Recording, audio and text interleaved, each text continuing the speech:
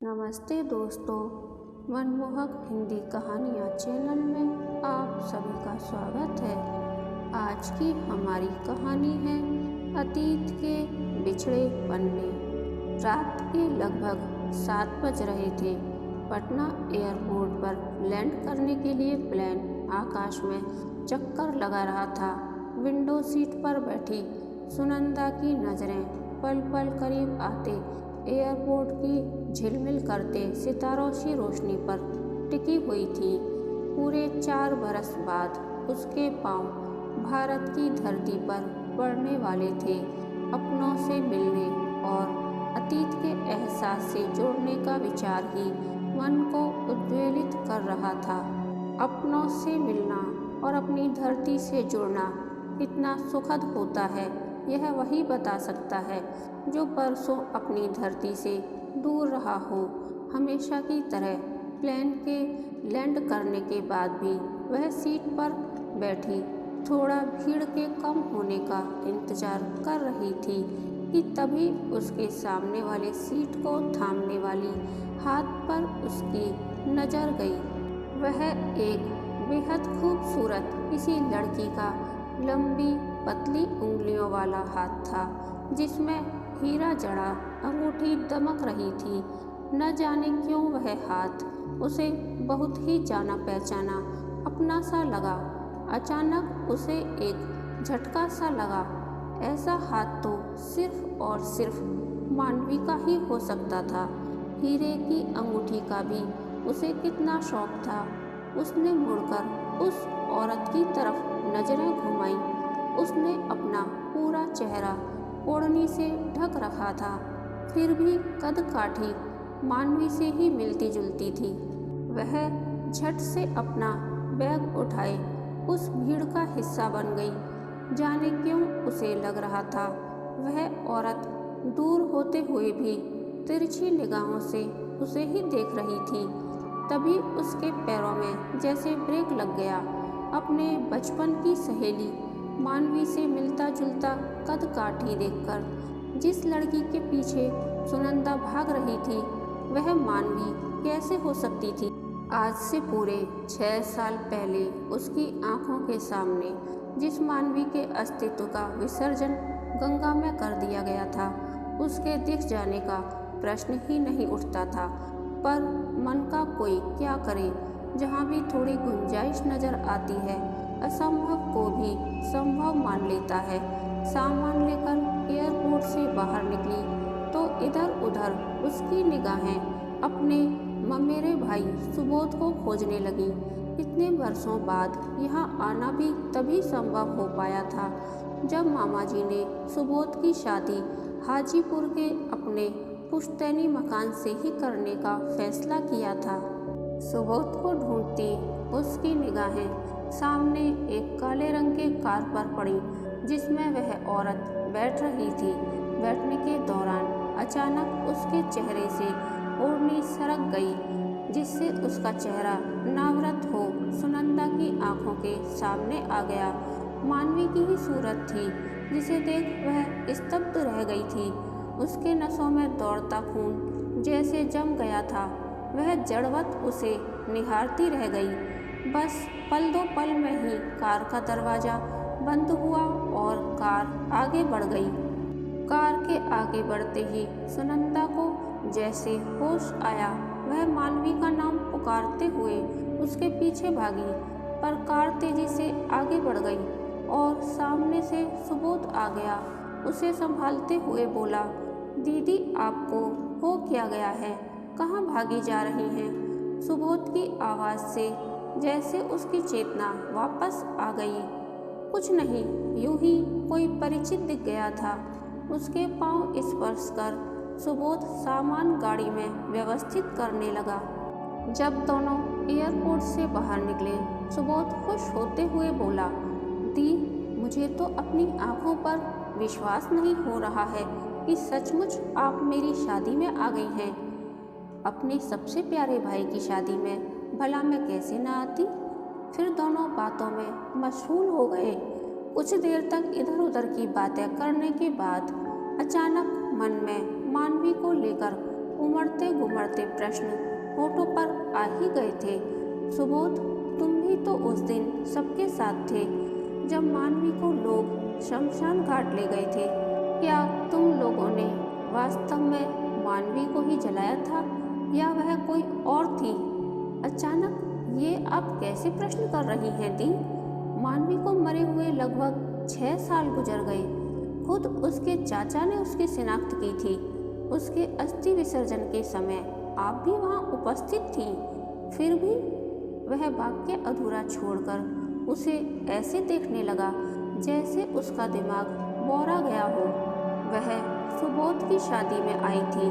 दूसरी कोई बात पूछने के बदले मानवी के विषय में पूछना उसे खुद ही अटपटा सा लगा। वह थोड़ी लज्जित होते हुए बोली, सुब्बू, तू तो मेरा बचपन से राजदार रहा है, फिर मैं आज कैसे तुमसे ये ना कहती कि अभी थोड़ी देर पहले मैंने एयरपोर्ट पर मानवी को देखा था। तुमने भी तो मुझे उसके पीछे भागते देखा था। इतने दिनों बाद आप आई हैं तो अपनी बेस्ट फ्रेंड की याद आ जाना स्वाभाविक है। हो सकता है उसकी यादों में उलझा आपके दिमाग ने किसी और दूसरी लड़की में उसे ढूंढ लिया हो। आप हैं भी तो बहुत भावुक ना। उसके हल्के से चपत जमाते हुए हंसकर सुनंदा बोली, चुप कर, ज़्यादा अपनी साइकोलॉजी मत बगाड़, इतनी अक्ल है मुझ में। बातें करते करते पटना से हाजीपुर का रास्ता, जो करीब आधे घंटे का था, कब समाप्त हो गया पता ही नहीं चला। जब कार उसके चिर परिचित ननिहाल के दरवाजे पर आ रुकी, उसकी खुशी का पारावार न रहा। सामने ही मामी खड़ी उसी का इंतजार कर रही थी।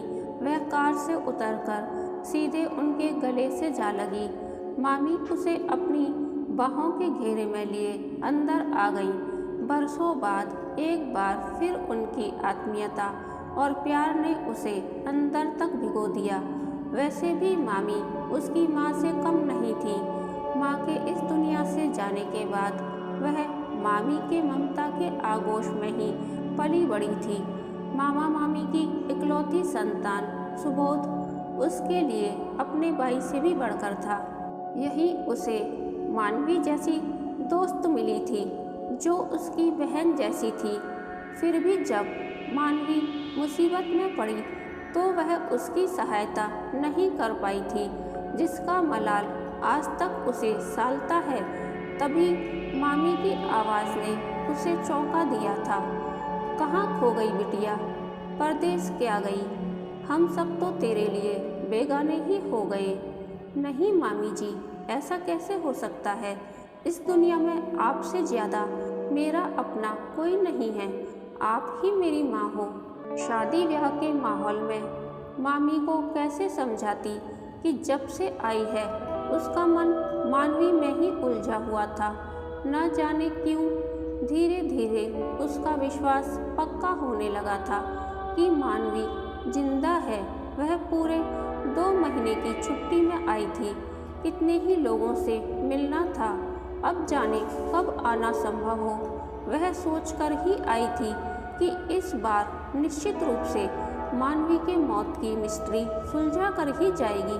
पर शादी के माहौल में वह उसकी चर्चा किससे करे, कैसे करे, कुछ समझ नहीं पा रही थी। घर आए लोगों और रिश्तेदारों से ही बातें करने में व्यस्त थी। रात में मामी ने उसका बिस्तर उसके उसी पुराने चिर परिचित कमरे में लगवा दिया था, जिसके ईंट ईंट पर अतीत की यादें बिखरी पड़ी थीं।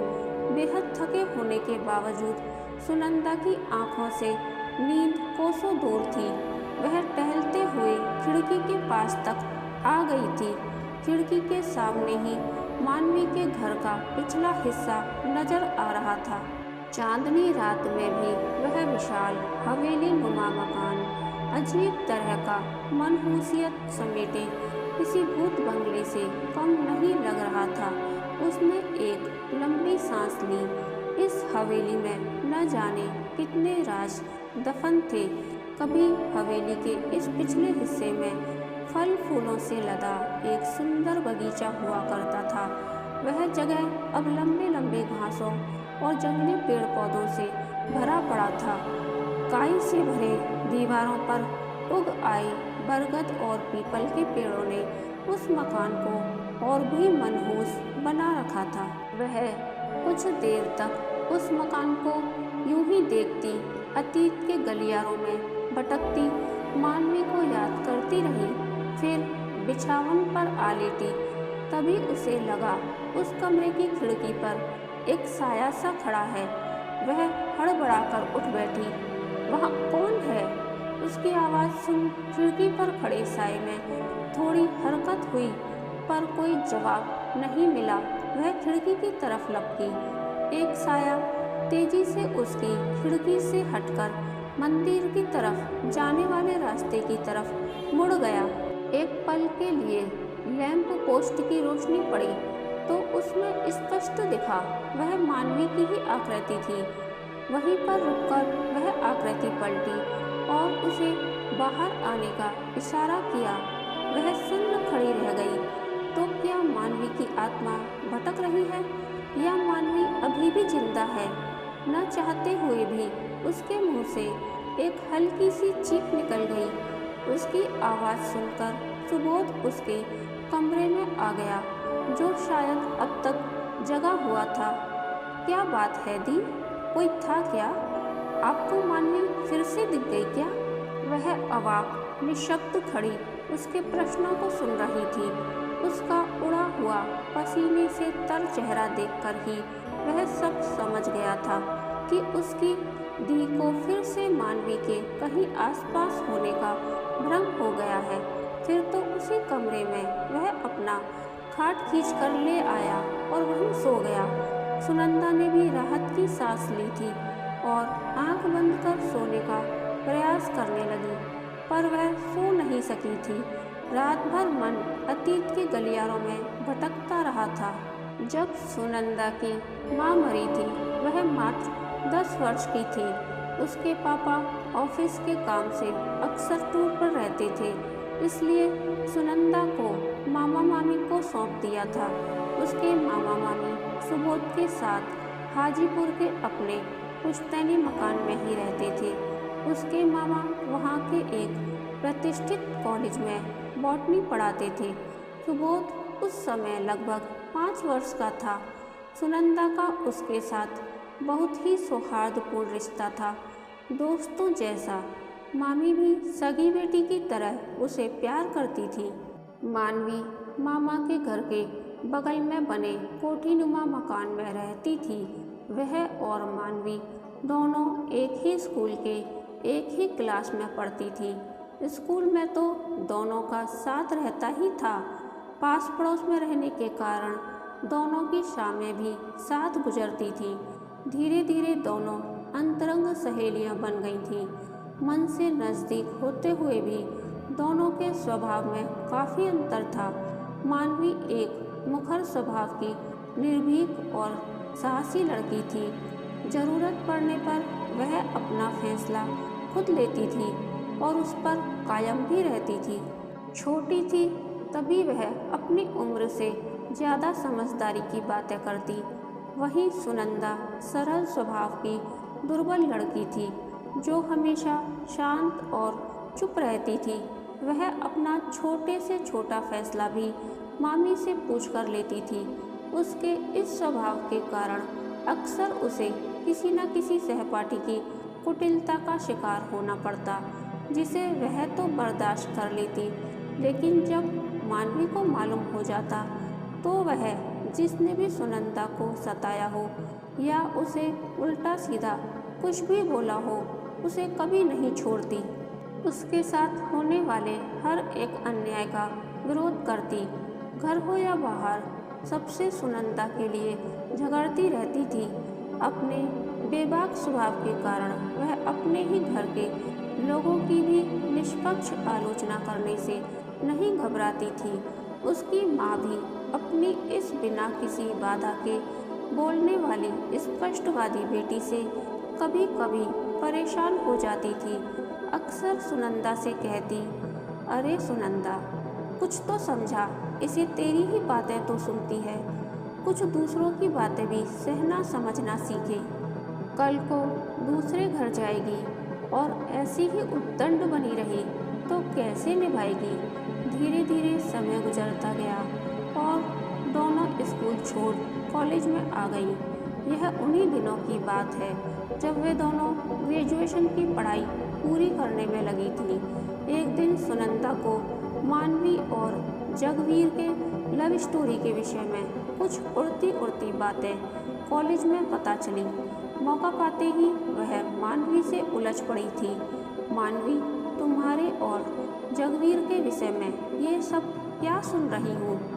तुम्हें कुछ होश है कि तुम्हारा एक गलत कदम तुम्हें और तुम्हारे परिवार को कहाँ ला खड़ा करेगा? यह मत भूलो कि तुम अपने पापा को खोकर अपने चाचा पर निर्भर हो। तुम अच्छी तरह जानती हो अपने चाचा को भी, जो कभी किसी को छोटी से छोटी गलती के लिए भी माफ़ नहीं करते। इसलिए देख, सब सच सच बता मुझे, मैं पूरा सच जानना चाहती हूँ। मानवी कुछ देर तक चुपचाप उसकी परेशानी का लुत्फ उठाती रही, फिर बोली, तुम जैसा सोच रही हो वैसा कुछ भी नहीं है। हाँ, यह सच है कि जगवीर मेरे ऊपर जान छिड़कता है, मेरा पीछा करता रहता है, पर मैं हमेशा उसे नज़रअंदाज करती रहती हूँ। तुम तो जानती हो मधुकर भी मेरे इर्द गिर्द कम नहीं मंडराया था, पर क्या हुआ, अंत में थक हार कर मेरा पीछा छोड़ दिया। इस प्रेमालाप का भी वही अंजाम होना है। पर सुनंदा क्या जानती थी कि इस प्रेम का कितना भयंकर परिणाम होने वाला था।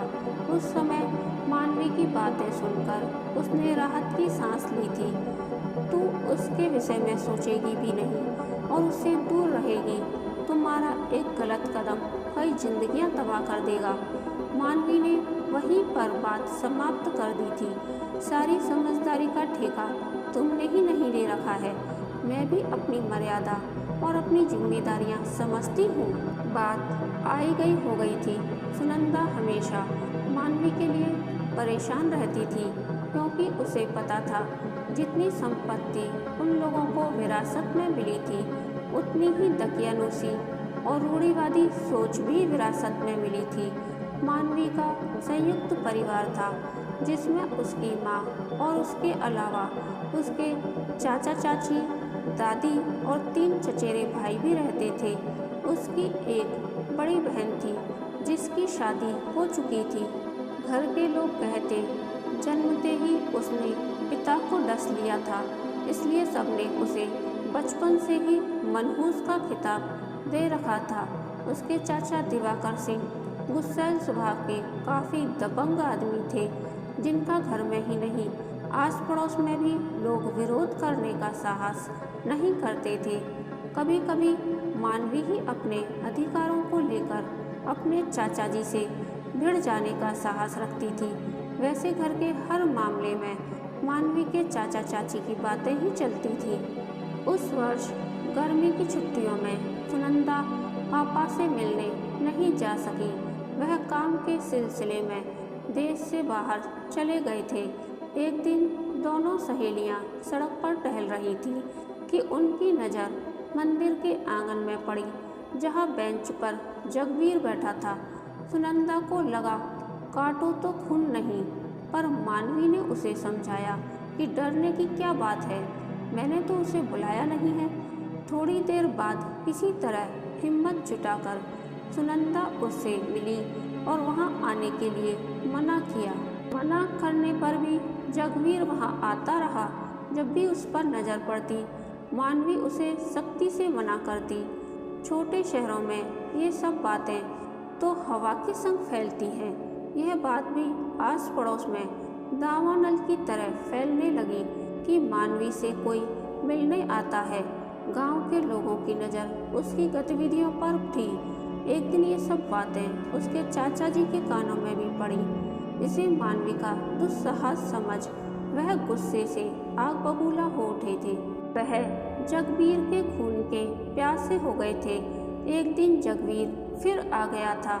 उसे बचाने के लिए मानवी भागी भागी मंदिर गई, तो फिर वह भी वापस नहीं लौटी। मानवी के चाचा ने पता लगाने की बहुत कोशिश की, पर उसका कहीं पता नहीं चला। अपमान की आग में जलते दिवाकर जी दोनों से अपने परिवार के अपमान का प्रतिशोध लेना चाहते थे, पर दोनों को जमीन निगल गई या आसमान, कुछ पता ही नहीं चला। वह सुनंदा पर भी नजरें रखते, पर उसके पास भी मानवी का कोई फोन नहीं आया। पूरे 3 महीने बाद जब सुनंदा एक दिन कॉलेज में थी, मानवी का फोन आया।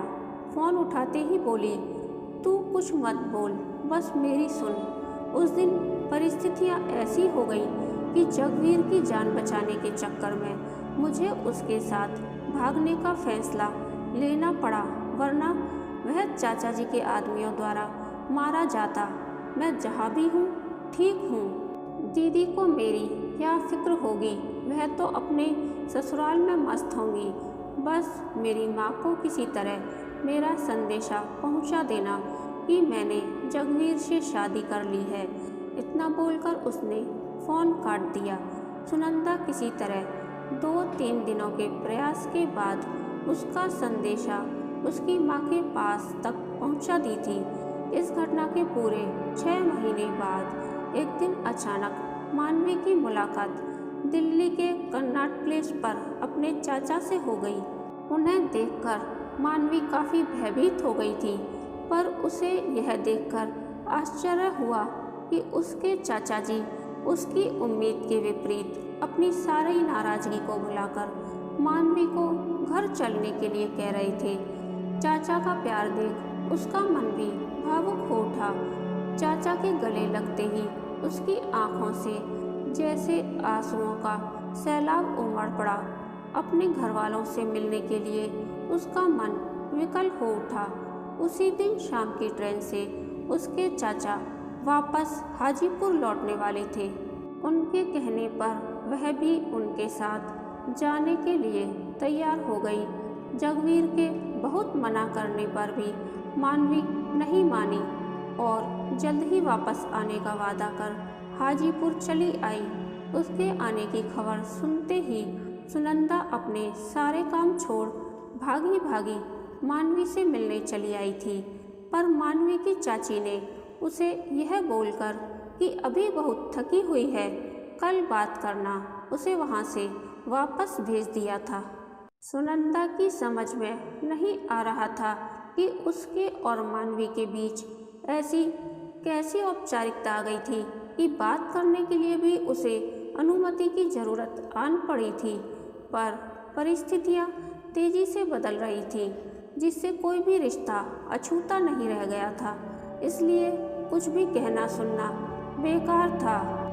उसके बाद भी वह 2 दिनों तक मानवी से मिलने की कोशिश करती रही, पर कोई ना कोई बहाना बनाकर उसे टाल दिया गया।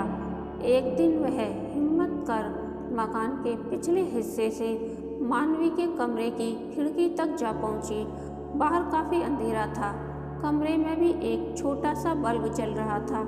भय से उसके दिल की धड़कनें काफ़ी तेज हो गई थीं, पर हिम्मत कर उसने धीरे से मानवी को पुकारा। उसकी आवाज़ सुन झट से वह खिड़की के पास आ गई थी। सुनंदा को इतने करीब देखकर उसके सब्र का बांध टूट गया था। खिड़की पर अपना सिर रखकर फूट फूट कर रो पड़ी थी। उसे रोते देख सुनंदा की आंखों से भी आंसू बह निकले। दोनों का मन रोकर थोड़ा हल्का हुआ तो मानवी बोली, सुनंदा, मैं चाचा जी के साथ यहाँ आकर बुरी तरह फंस गई हूँ। मेरे यहाँ आने के बाद से चाचा जी के तेवर पूरी तरह से बदल गए हैं। अपनी जिद में आकर अब वह मेरी और जगवीर की शादी को किसी भी तरह स्वीकार करने को तैयार नहीं है। वह किसी भी शर्त पर मुझे वापस नहीं जाने देना चाहते। माँ भी अभी तक चुप है। मुझे कमरे में बंद कर दिया गया है। मैं कैसे क्या करूँ, कुछ समझ में नहीं आ रहा। मैंने इस परिवार को शायद बहुत कठोर आघात दिए हैं, पर मेरे साथ तो चाचा जी और भी बुरा कर रहे हैं। तुम मेरे लिए कुछ करो, मुझे यहाँ से किसी तरह निकालो। वह थोड़ी देर तक चुप रही, फिर बोली, इस घर से तो मुझे हमेशा तिरस्कार ही मिला, केवल लांछन और अपमान। पर जगवीर से मुझे जीवन में पहली बार मिला निश्चल और अनंत प्रेम, जिसे मैं खोना नहीं चाहती। तुम कुछ भी करके मेरी मदद करो, तुम चिंता मत करो, मैं हूँ ना कुछ करती हूँ। बिना किसी हिचक के उसे तसल्ली तो दे दी थी, पर कैसे वह उसकी मदद करेगी यह उसकी समझ में नहीं आ रहा था। दोनों अभी और भी कुछ बातें करती कि उस कमरे का दरवाज़ा खुलने की आवाज़ से दोनों चौंक कर चुप हो गई। बाहर का अस्वाभाविक अंधकार भी सुनंदा की हिम्मत तोड़ रहा था। मानवी से जल्द ही मिलने का वादा कर सही समय के इंतजार में वह लौट आई थी। उस दिन रात भर वह सो नहीं सकी। दूसरे दिन सुबह उठकर वह मानवी को वहाँ से निकालने का कोई उपाय सोचती, उसके पहले ही आस पड़ोस में चर्चा होने लगी थी कि मानवी अचानक ही रात के जाने किसी बेला में घर छोड़कर चली गई। उसकी समझ में नहीं आ रहा था कि इतने कड़े पहरे के बावजूद कैसे मानवी वहाँ से भागने में सफल हुई। देखते देखते एक हफ्ता गुजर गया। एक दिन अचानक जगवीर उसे ढूंढता हुआ हाजीपुर पहुँचा। तब एक नई बात सामने आई कि मानवी तो दिल्ली पहुँची ही नहीं। जब से वह दिल्ली से आई थी उसका फ़ोन भी नहीं लग रहा था, इसलिए जगवीर घबरा कर चला आया था। जब उसने दिवाकर जी से बातें की तो वे बोले, यह बात तो सबको पता है कि उसे तो इसी तरह घर छोड़कर भागने की आदत थी। न जाने किस समय बिना घर में किसी को बताए दिल्ली के लिए रवाना हो गई। अब तो मुझसे ज़्यादा उसे खोजने की जिम्मेदारी तुम्हारी है। तुम ही पता करो वह कहाँ गई। उसका पता लगाने में मैं भी तुम्हारी मदद करूँगा। जगवीर द्वारा पुलिस में भी कंप्लेन की गई, पर मानवी का कहीं पता नहीं चल सका। मानवी न जाने कहाँ थी, अपने हृदयहीन चाचा के कठोर सजा का दंड भुगत रही थी या फिर कहीं दूसरी मुसीबत में फंस गई थी। सभी सिर्फ उसे खोजने की बातें कर रहे थे, पर उसका पता कोई नहीं लगा पा रहा था। इस घटना के पूरे 3 महीने बाद अचानक एक बड़ी ट्रेन दुर्घटना दानापुर के आसपास हुई। इस एक्सीडेंट के दूसरे दिन दिवाकर जी के पास फ़ोन आया कि एक मरी हुई लड़की के पास से उनका फ़ोन नंबर और पता मिला है, आकर उसकी पहचान करें। जब वह वहां गए तो उस लड़की का चेहरा बुरी तरह से कुचल गया था कि पहचानना मुश्किल था। उसकी पहचान कुछ उसके कद काठी, हाथ की बनावट और उसमें अटकी अंगूठी से की गई थी। वह अंगूठी सुनंदा की थी, जिसने कभी खेल खेल में पक्की दोस्ती की खातिर मानवी की अंगूठी से बदल ली थी। वह अंगूठी मानवी हमेशा पहने रहती थी। उसके बाह में अटके बैग में हाजीपुर का पता और फ़ोन नंबर भी मिला, तो शक की कोई गुंजाइश नहीं रह गई। जब मानवी को हाजीपुर लाया गया, खुद सुनंदा भी करीब जाकर देख आई थी। 100% वही अंगूठी थी। मानवी को छत बिछत अवस्था में देखते ही दुख और संताप से थर थर कांपती सुनंदा वहीं गिरकर बेहोश हो गई थी। उसी बीच उसके चाचा आनन फानन में उसे अंतिम संस्कार के लिए ले गए। जब उसे होश आया तब तक मानवी के अंतिम विदाई हो चुकी थी। कहने सुनने को बचा ही क्या था। कड़वा सच आंखों के सामने था। सवाल तो कई थे, पर जवाब देने वाला कोई नहीं था। हाँ, उस रात जब वह कमरे में कैद मानवी से मिलने गई थी, अगर उस समय अपनी कायरता दिखाकर भागने के बदले थोड़ी हिम्मत दिखाई होती तो आज शायद मानवी जिंदा होती। 3 महीने तक वह कहाँ थी, किसी को कुछ पता नहीं था। न जाने मानवी को क्या क्या झेलना पड़ा होगा, कितना अपमान, कितनी कटुता सह मानवी इस दुनिया से विदा हुई होगी। अब भी जब कभी वह अकेली होती तो उसकी आत्मा उसे कचोटती रहती। मानवी उसके लिए न जाने कितने लोगों से लड़ती झगड़ती रहती थी। जब उसकी बारी आई वह कायरों की तरह सोचती ही रह गई। मानवी के अकाल मृत्यु से उसे गहरा सदमा लगा था। परिस्थिति को देखते हुए उसके पापा ने उसकी शादी अमेरिका में कार्यरत दीपक से तय कराई थी। दीपक से उसकी शादी क्या हुई, भारत ही छूट गया। अतीत में भटकते हुए जाने कब उसकी आंख लग गई। सपने में भी उसे मानवी ही नजर आई, जो उसके बगल में बिस्तर पर बैठी उसे उदास नजरों से देख रही थी, जैसे कह रही हो सबके साथ तुमने भी मुझे भुला दिया। उसका दिल जोरों से धड़कने लगा और उसकी नींद खुल गई। जब से वह आई थी सपनों का एक सिलसिला सा बन गया था। कभी आधी रात को तो कभी सुबह सवेरे इस सपने में मानवी उसे नजर आने लगी थी। वह जब कभी भी इन सपनों की चर्चा सुबोध से करती तो वह उसे समझाता। दी वह आपकी बेस्ट फ्रेंड थी। उसकी यादें अक्सर आपके दिलो दिमाग पर छाई रहती हैं, इसलिए वह आपको सपने में भी दिखाई देती है। वह चुप रह जाती। कुछ दिनों बाद उसे पता चला कि आस पड़ोस में भी लोगों के बीच चर्चा थी कि मानवी की आत्मा शिव मंदिर के आसपास भटकती रहती थी। लोगों ने शाम के बाद उधर जाना छोड़ दिया था। बस एक मानवी की माँ सावित्री देवी थी, जो अब भी शाम के समय बदस्तूर वहाँ दिया जलाने जाती थी। लोगों से तरह तरह की बातें सुनकर मानवी के मौत का सत्य जानने के लिए सुनंदा और भी परेशान हो गई थी। पर घर में शादी के माहौल होने के कारण कुछ भी खुलकर बातें नहीं कर पा रही थी। एक दिन मामी ने उसे विवाह संबंधित कुछ सामान लाने के लिए पटना भेजा। वह उनके ही बताए एक दुकान पर सामान छांटने में व्यस्त थी कि एक जानी पहचानी सी आवाज़ सुनाई दी। अरे दूसरे पैकेट में देखो ना, मैं जानती हूँ, उसे सब पसंद आ जाएगा। बहू मानवी की आवाज़ थी। वह चौंक कर आवाज़ की तरफ मुड़कर बोलने वाले को देखने की कोशिश करने लगी, पर कोई दिखाई नहीं दिया। उसने सेल्स गर्ल से जानना चाहा कि कौन बोल रहा था। उसने किसी सपना मैडम का नाम बताया और मिलवाया भी, पर उसकी आवाज़ कहीं से भी मानवी जैसी नहीं थी। पर थोड़ी देर बाद दुकान में लगे आईने में उसे मानवी की एक झलक जरूर दिखाई दी, पर उसके मुड़ते ही वहाँ कुछ भी नजर नहीं आया। एक दिन उसके एक क्लासमेट मधुकर ने उसे फ़ोन कर खाने पर बुलाया।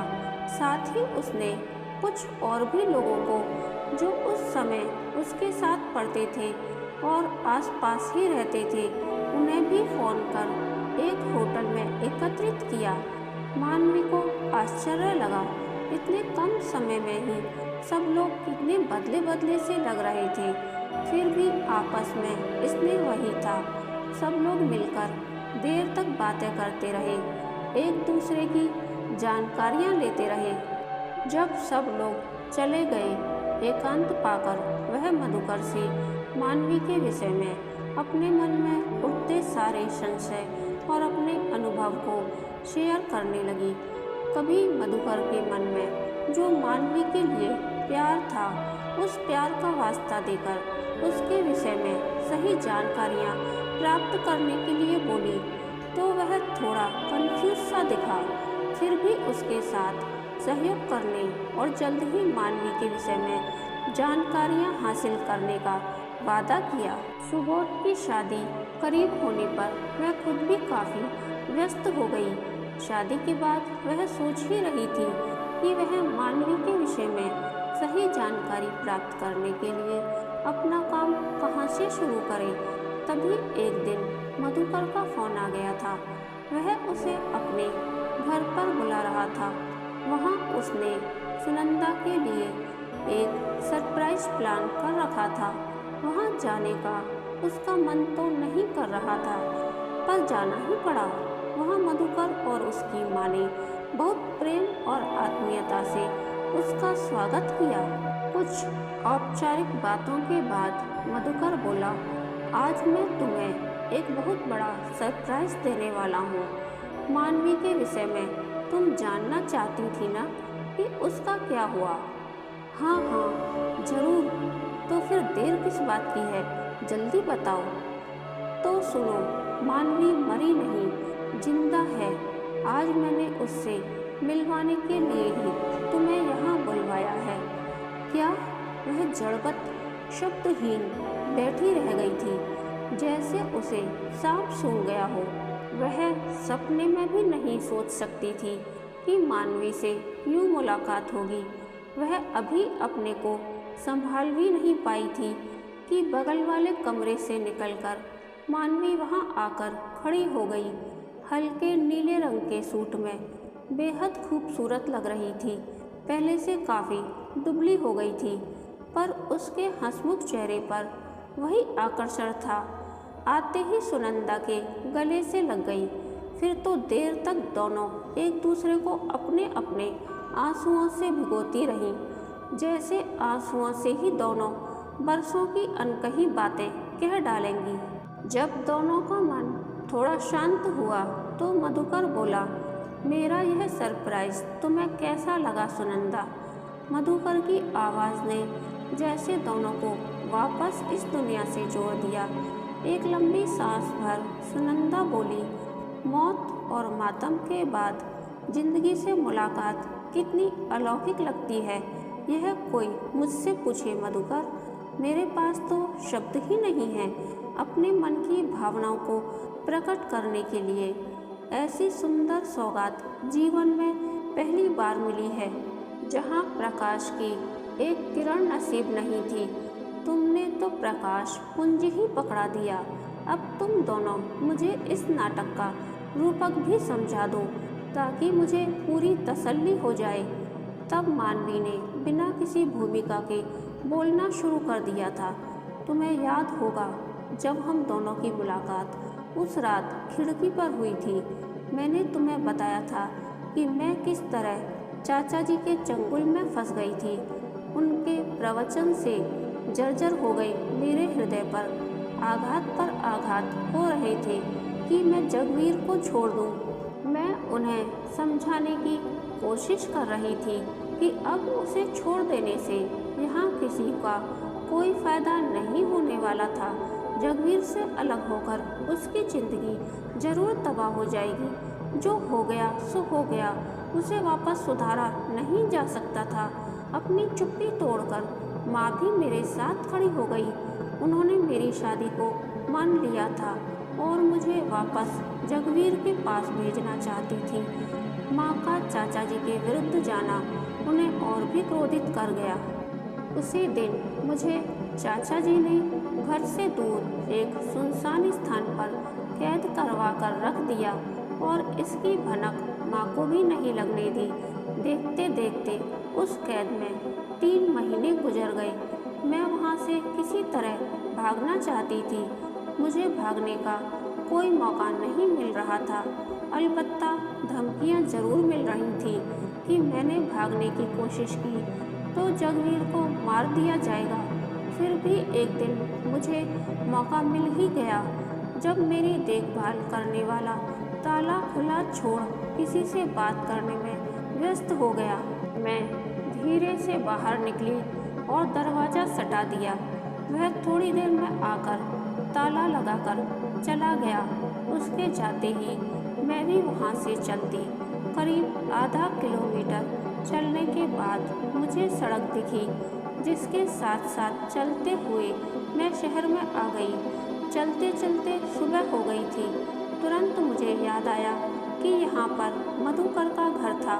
मैंने बिना सोचे समझे मधुकर के घर की बेल का बटन दबा दिया। मुझे फटे हाल अवस्था में पाकर पहले तो मधुकर बहुत घबराया, पर मेरी सारी बातें सुनने के बाद मधुकर और उसकी माँ मनीषा आंटी दोनों ने मुझे बड़े प्यार और सम्मान से अपने घर में शरण दी और तत्काल किसी से भी संपर्क करने के लिए मना कर दिया। तभी बिहार से दिल्ली जाने वाली ट्रेन के पटरी से उतर जाने के कारण भयंकर रेल दुर्घटना हो गई। चूँकि मधुकर रेलवे में ही काम करता है, इसलिए वह काफ़ी व्यस्त हो गया। तभी उसके दिमाग में एक योजना आई, क्यों ना चाचा जी का मुझसे ध्यान हटाने के लिए इस दुर्घटना का फ़ायदा उठाया जाए। उसने मुझसे सलाह कर एक लावारिस लाश को मेरा नाम दे दिया और मुझे मृत घोषित करवा दिया। थोड़ी देर चुप रहने के बाद उसने आगे बताना शुरू किया। मेरी मृत्यु का चाचा जी को आसानी से विश्वास हो गया, क्योंकि यहाँ से दिल्ली जाने वाली हर ट्रेन में वह मुझे तलाश कर रहे थे, जिससे मेरे मरने का उन्हें पूरा विश्वास हो गया और चाचा जी ने मेरी तलाश बंद करवा दी। यहाँ का मामला शांत होते ही मैं मधुकर के साथ दिल्ली पहुँची, तो वहाँ एक दूसरा दुर्भाग्य मेरा पहले से ही इंतजार कर रहा था। घर के बाहर ही पता चल गया कि जगवीर की माँ ने पहले मुझे गायब फिर मरा हुआ जानकर अपनी पसंद की लड़की से उसकी शादी करवा दी। उन्हें वैसे भी मैं पसंद नहीं थी। जब फ़ोन कर मधुकर ने उसे बाहर बुलाया तो मुझे देखकर वह जितना खुश हुआ उससे ज़्यादा परेशान हो गया। अजीब से धर्म संकट में वह फंस गया था। तब मुझे बोलना ही पड़ा कि वह किसी को मेरे जीवित होने के विषय में कुछ ना कहे और मुझे मरा हुआ ही मान ले। तलाक के पेपर तैयार करवाएं, मैं समय पर आकर साइन कर दूंगी। मैं उल्टे पांव वापस आ गई। मधुकर ने ही मुझे अपने एक दोस्त की कंपनी में नौकरी दिलवा दी। उसका एक्सपोर्ट इंपोर्ट का बिजनेस है। मैं इस कंपनी के लखनऊ वाले ब्रांच में काम कर रही हूँ।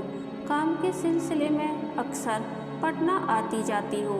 कभी कभी अपना चेहरा ढककर हाजीपुर के शिव मंदिर तक माँ को देखने चली जाती हूँ।